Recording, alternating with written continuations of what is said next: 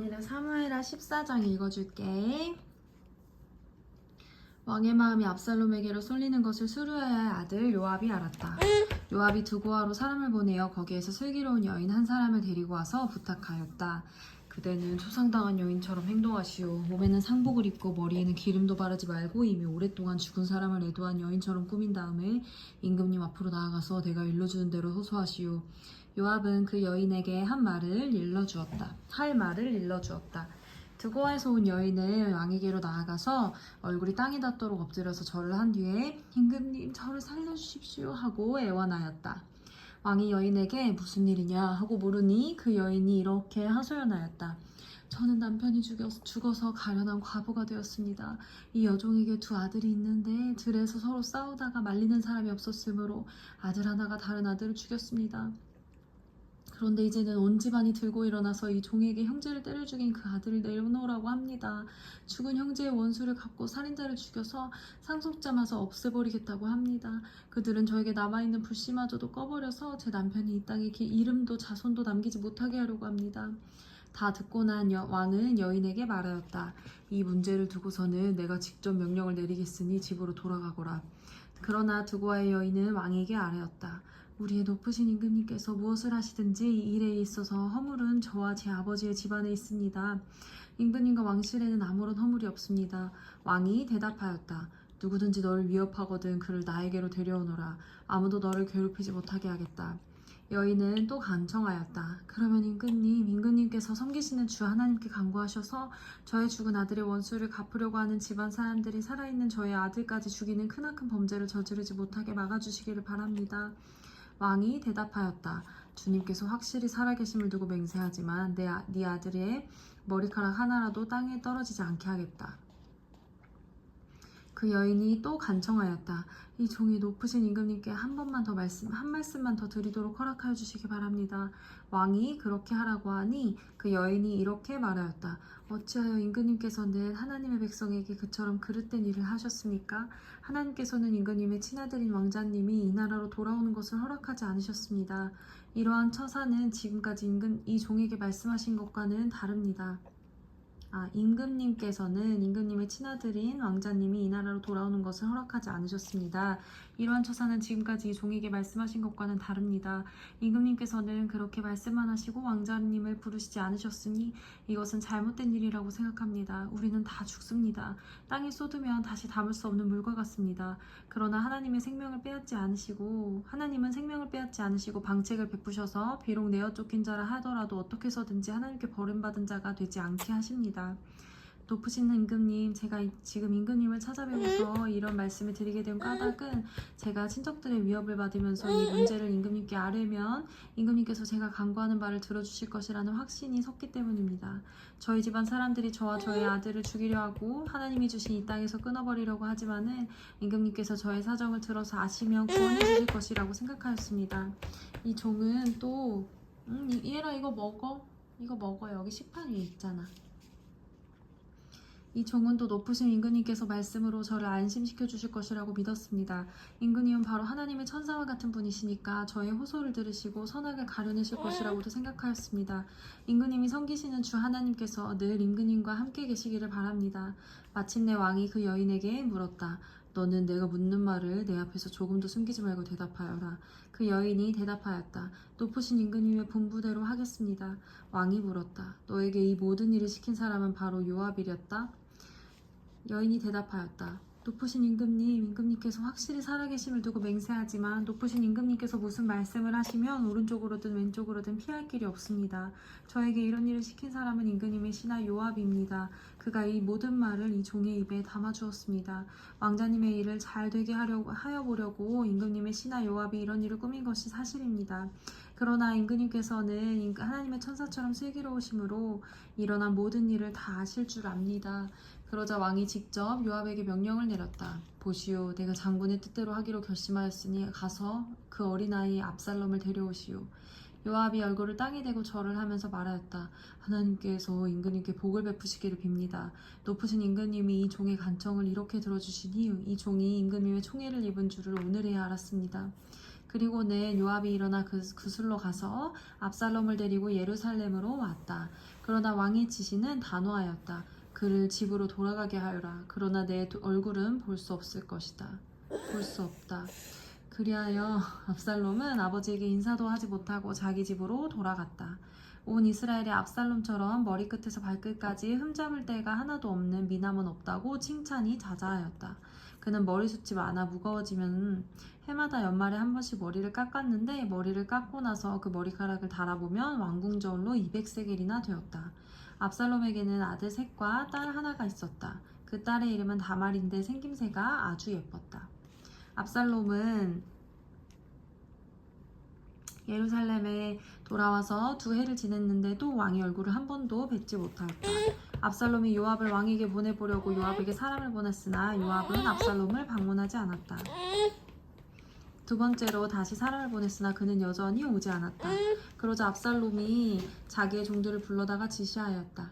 얘라 이거 먹어. 위에 있잖아. 식판에 있잖아.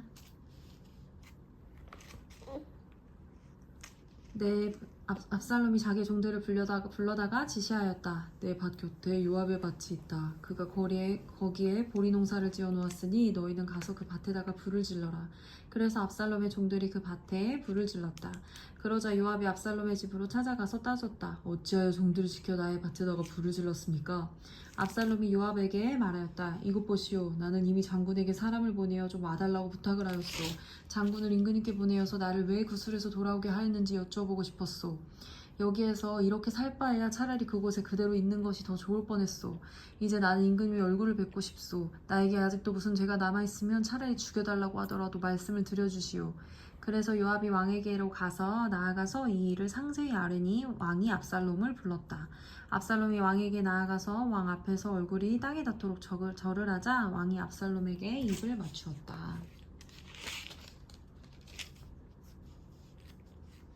한 장 더 읽어줄까? 한 장 더 읽어볼까 얘라? 아직 많이 남아있네.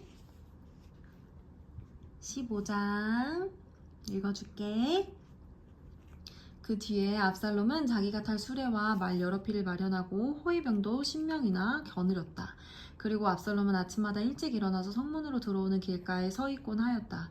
그러다가 소송할 일이 있어서 판결을 받으려고 왕을 찾아오는 사람이 있으면 압살롬은 그를 불러서 어느 성읍에서 오셨느냐고 묻곤 하였다. 그 사람이 자기의 소속 지파를 밝히면 압살롬은 그에게 듣고 보니 다 옳고 정당한 말이지만 그 사정을 대신 말해줄 사람이 왕에게는 없소 하고 말하였다. 압살롬은 늘 이런 식으로 말하곤 하였다. 더욱이 압살롬은 이런 말도 하였다. 누가 나를 이 나라의 재판관으로 세워주기만 하면 누구든지 소송 문제가 있을 때 나를 찾아와서 판결을 받을 수가 있을 것이고 나는 그에게 공정한 판결을 내려줄 것이요.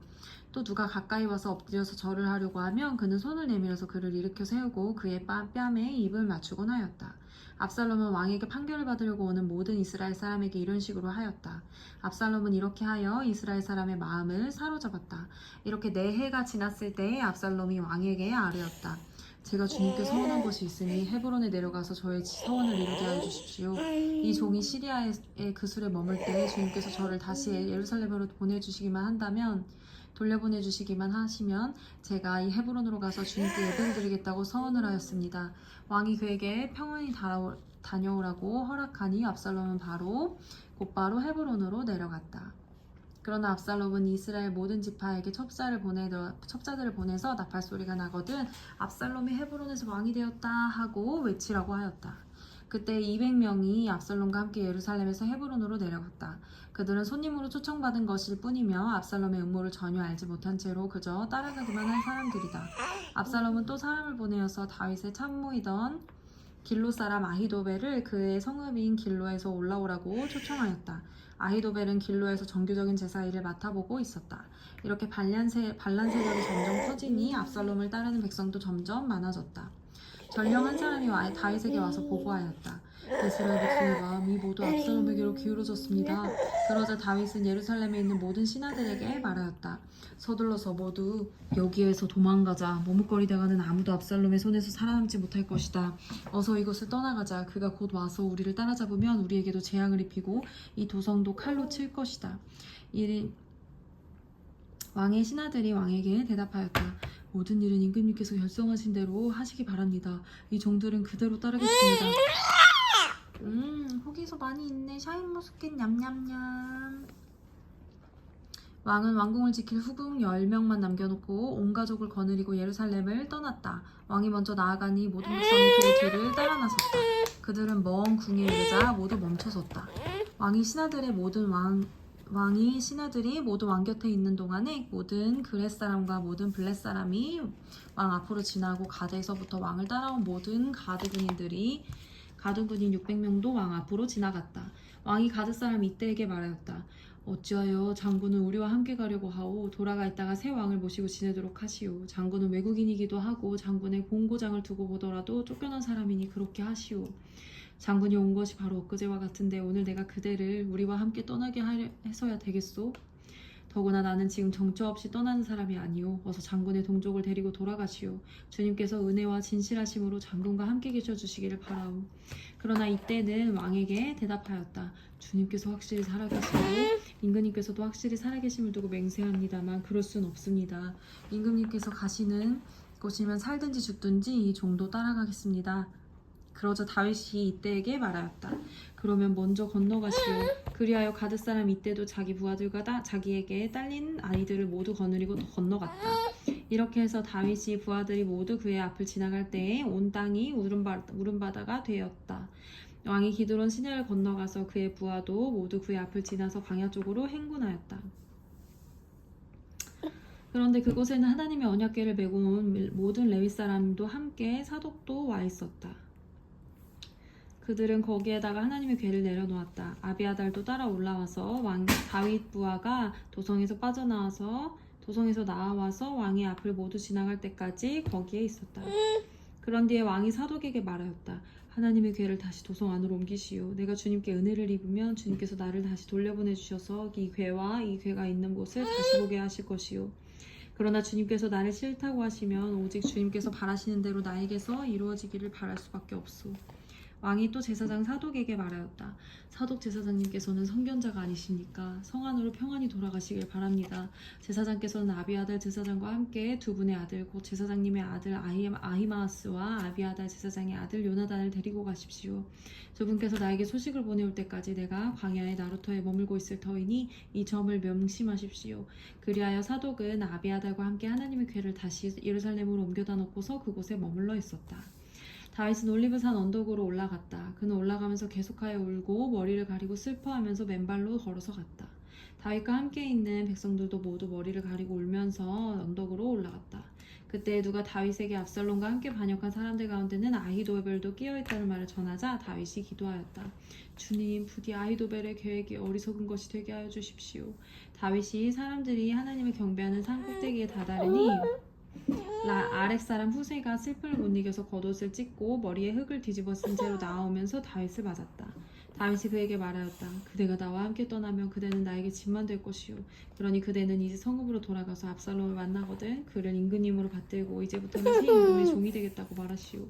이제까지는 임금님의 아버지를 섬기는 종이었으나 이제부터는 그의 아들 새 임금의 종이 되겠다고 말하십시오. 이것이 나를 돕는 길이고 아히도벨의 계획을 실패로 돌아가게 하는 길이오. 그곳에 가면 두 제사장 사독과 아비아달이 그대와 함께 합세할 것이오. 그러므로 그대가 왕궁에서 듣는 말은 무엇이든지 두 제사장 사독과 아비아달에게 전하시오. 그들은 지금 자기들의 아들 둘을 그곳에 데리고 있소. 사독에게는 아히마아스가 있고 아비아달에게는 요나단에 있으니 그대들이 듣는 말은 무엇이든지 그들을 시켜서 나에게 전해주시오. 그리하여 다윗의 친구인 후세는 성으로 들어갔다. 같은 시간에 압살롬도 예루살렘에 도착하였다. 아멘.